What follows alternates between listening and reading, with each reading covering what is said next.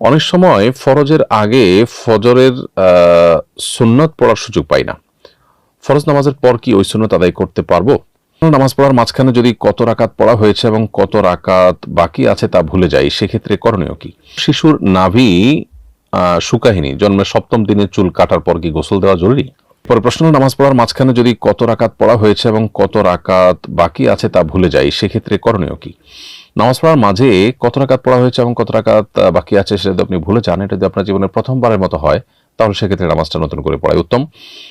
নতুন করে পড়বেন। আর যদি মাঝে মধ্যে আপনার এরকম হয়, তাহলে সেক্ষেত্রে আপনার প্রবল ধারণা যেটা দিকে হয়, 3 রাকাত না 4 রাকাত সন্দেহ হলে 3 রাকাত দিকে যদি প্রবল ধারণা হয় বা 4 রাকাত এর ধারণাটা যদি প্রবল হয়, তাহলে সেটাকে ধরে আপনি নামাজ পড়বেন। আর যদি কোনো দিকেই প্রবল ধারণা না থাকে, তাহলে সেক্ষেত্রে আপনি সর্বনিম্নটা ধরে নামাজ শেষ করবেন এবং শেষে সেজদায় সাহু দিবেন। যেমন 2 বা 3 কিংবা 3 বা 4 নিয়ে সন্দেহ হচ্ছে, তাহলে কমটা ধরে নিয়ে আপনি নামাজ শেষ করবেন এবং শেষে সেজদায় সাহু দিবেন, নামাজ হয়ে যাবে ইনশাআল্লাহ তাআলা। অনেক সময় ফরজের আগে ফজরের সুন্নত পড়ার সুযোগ পাই না। ফরজ নামাজের পর কি ওই সুন্নত আদায় করতে পারবো? উত্তর হলো যে, ফরজ নামাজের আগে সুন্নাত নামাজ পড়ার সুযোগ যদি কেউ না পান, তাহলে সেক্ষেত্রে কোনো আলেম সেটাকে ফজরের ফরজ নামাজ শেষে আদায় করার অনুমতি দিয়ে থাকেন, সূর্য ওঠার আগে। যদি এক্ষেত্রে তিরমিজিতে একটি বিশুদ্ধ বর্ণিত হাদিস রয়েছে আবু রাদিয়াল্লাহু তাআলা আনহু থেকে, যে নবী সাল্লাল্লাহু আলাইহি ওয়াসাল্লাম বলেছেন, মাল্লাম ইউসাল্লি রাকাতাল ফাজরি ফালিউসাল্লিহুমা বাদা মা তাতলু'আশ শামস। কেউ যদি ফজরের 2 রাকাত মিস করে থাকে, অর্থাৎ সুন্নাত 2 রাকাত মিস করে থাকে, তাহলে সে যেন ফজরের সূর্য ওঠার পরে আদায় করেন। অর্থাৎ সূর্য উঠে যাবে সে পর্যন্ত অপেক্ষা করে সূর্য ওঠার যে 15-20 মিনিট পরে নিষিদ্ধ সময় পার হয়, তারপর আপনি এই 2 রাকাত সুন্নাত আদায় করবেন। এটা হলো সবচেয়ে উত্তম, হাদিসে সরাসরি সেভাবে নির্দেশনা দেওয়া আছে। এরপরে প্রশ্ন হলো, শিশুর নাভি শুকায়নি, জন্মের 7ম দিনে চুল কাটার পর কি গোসল দেওয়া জরুরি?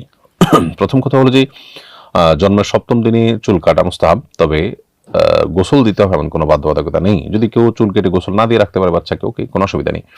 গোসল দেওয়া এমনিতেই আবশ্যক নয় বা সুন্নাত মুস্তাহাব কিছুই নয়।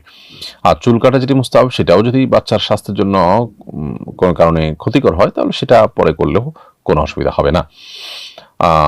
যদিও পশ্চিমা পৃথিবীতে দেখা যায় যে চুল কাটার বিষয়টা তারা ইচ্ছাকৃত অনেক দেরি করেন এবং অহেতুক তারা মনে করেন বাচ্চার জন্য এটা ক্ষতিকর। আমাদের দেশে বা মুসলিম দেশগুলোতে ব্যাপকভাবে মুসলমান।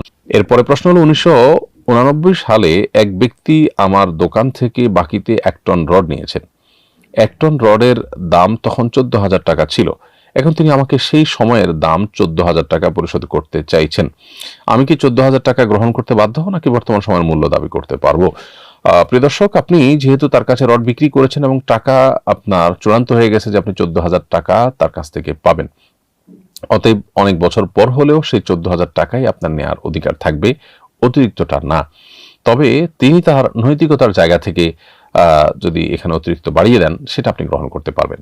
এখন প্রশ্ন হলো যে, তাহলে আমি তো ক্ষতিগ্রস্ত হলাম।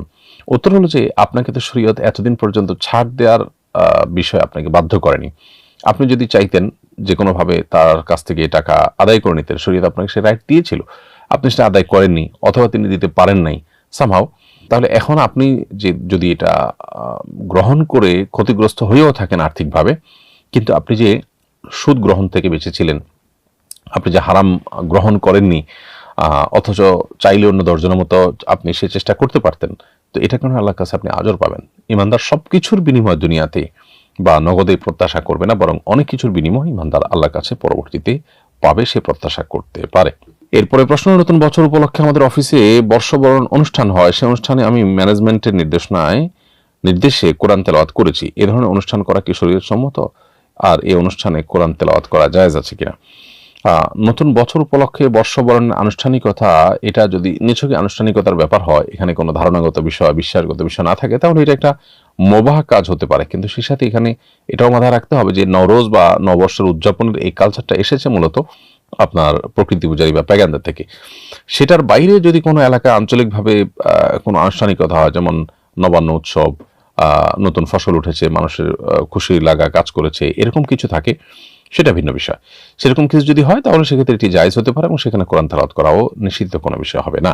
এর বাইরে এটা যদি এর মধ্যে কোনো হারাম যুক্ত হয়, কিংবা এটা যদি কোনো বিজাতীয় কালচার এর সাথে সংশ্লিষ্ট হয় বা তার সাথে কোনোভাবে এটা রিলেটেড হয়, তাহলে সেক্ষেত্রে এখানে অংশগ্রহণ করা বা এটাকে সমৃদ্ধ করার জন্য আপনার কোনো উদ্যোগ গ্রহণ করা জায়েজ হবে না।